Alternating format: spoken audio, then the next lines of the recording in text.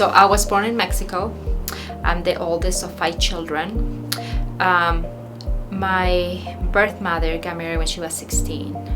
By the time she was 22, she had 5 kids. My father was 26, but he was an alcoholic. So by the time I was about 16, the family just fell apart. Everybody ended up going somewhere else.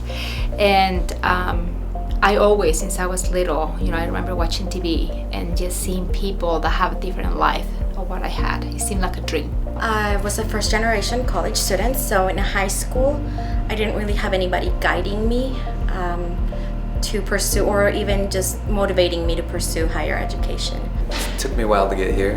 I really didn't know what I wanted to do when I was younger, but I had a lot of help from my parents, and they thankfully were able to guide me, and I asked a lot of questions, and I found out that after high school that I really enjoyed helping others. I had a 11th grade English teacher that I just loved and admired, and it made me want to be an English teacher myself. So I think she provided me with some support and encouragement, and I felt like that was something that I wanted to be able to do for other students. And I had a wonderful teacher in 3rd grade. Her name was Miriam, and she saw something in me. She could say, "You are so smart, you can do so well, you're great, look at those grades." And I don't know, she gave me this self-confidence, so like, you can do whatever you want to be. And that became the ticket for me. In my mind, that was the ticket to a better life. So I actually knew in high school that I wanted to be a school counselor, so that's been kind of fun to now just be in the job and doing what I wanted to be back in high school. I really just like talking to kids about college and getting prepared for what's to come after high school. I just love working with students and letting them know that they are supported and that they are valued, that their experiences, their family, all of that helps to make them who they are. By far the most enjoyable part of my job is interacting with the kids and interacting with the students that I work with every day. I wish I could do that 24/7. I love talking to students and parents who have gone through similar situations like me. They don't know where to seek for help. They don't know what questions to ask, what FAFSA might mean, what's a grant, what is a scholarship, how do you get all of that. And I'm just really happy that I have the tools available for them, or at least I can point them in the right direction. So my parents both immigrated here. My mom's from Uruguay, my dad is from Mexico, and for them, my dad didn't go past elementary school, I think it was, but my mom did graduate from high school. But coming to the US, not knowing the education system and everything, that's tricky. And for a lot of our kids, a lot of our Latino students, they're the first ones in their family. So I would just suggest to those kids, hey, look to your counselors or your teachers or your older friends, or maybe you have a cousin or another relative that's been through it. You need to become your own advocate. Don't be shy, don't be afraid, to ask questions, to figure out what opportunities are out there and get those resources. The more questions you ask, the more you'll learn. Sometimes your parents might not know the school system, might not know what's going on here in the United States, the job market, but there are others here at the Grand School District that do know more about that and are more than happy to talk to you about it, as long as you ask. If somebody doesn't know, if you don't know, if I don't know, I really love it for students to come and ask me, because that's going to give me the opportunity to learn something new. And the more that I know, the more that I can share with everybody else. So I would say just do as much research as you can and ask lots of questions. Don't even be embarrassed of asking a question. It really doesn't matter how much our families make or what kind of job our parents do, that we have a lot to learn from them. And we also have, I think, what I drew from as a kid was just always this feeling of I wanted to make my family proud. You need to see yourself with that cap and gown graduating. You need to see yourself in that professional job. And you just move forward and ask for help along the way, because the help will be there if you seek for it. I know that many times families struggle with cultural shock, cultural differences.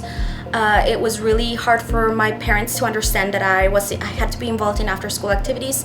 I had to play sports, but I feel like even sports saved me. It just introduced me to a different culture within the school culture. So I would say to parents, please be understanding, please be patient. The more time that they invest in their students, in their kids, it will be valuable. There's so many resources and so many people here who are willing to help and willing to help families and students and whoever it might be get to where they want to be.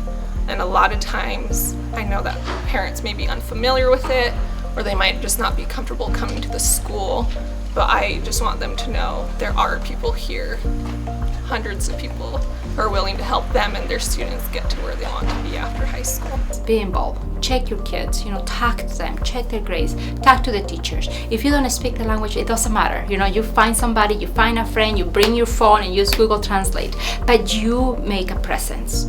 Tell your kids how important education is for you. Sí se puede. Mis papás siempre dijeron que la educación es lo más importante regalo que le pueden dar a sus hijos, y creo que ese es el más importante regalo que ustedes le pueden dar a sus hijos también. Bueno, lo que yo les quisiera decir a los padres es que sus experiencias son importantes y que sus hijos pueden aprender mucho de ustedes, y espero que como yo tuve la oportunidad de hablar bastante con mi papá y con mi mamá, hablar sobre mis sueños, espero que ustedes también toman esa oportunidad de hablar y preguntarle a sus hijos cuáles sueños tienen ellos para poder apoyarlos en su vida. El mensaje que yo le tendría a los estudiantes o a los padres de familia es de que nunca se den por vencidos. La educación es muy importante. Para mí ha cambiado mi vida. No me arrepiento de haber estudiado. Me encantaría seguir estudiando. Tengo mi maestría, tengo mi licenciatura. Ahorita estoy estudiando una especialidad, pero es para mi futuro, para yo seguir progresando, y quiero que sepan de que todos ustedes tienen las mismas oportunidades, y si no les interesa la educación, pueden estudiar algún tipo de carrera técnica.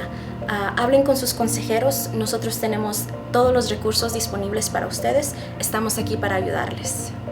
El mejor consejo que les puedo dar para su educación es que asistan a la escuela, que hablen con los maestros, que vean todos los recursos que tienen para poder salir adelante, para poder sacar las buenas calificaciones que tienen. La educación es la llave del futuro. La educación es igual a oportunidades, y es también poder hacer cosas que queremos hacer en el futuro, tener una mejor vida. Entonces nunca se den por vencidos, siempre busquen todo lo que puedan hacer para agarrar esa educación. Siempre hay una oportunidad, y cuando se quiere, se puede. Siempre hay una manera de poder lograr nuestras metas. Espero que sepan que la educación les va a dar la oportunidad de tener una mejor vida, y no nada más para ustedes, pero para sus familias.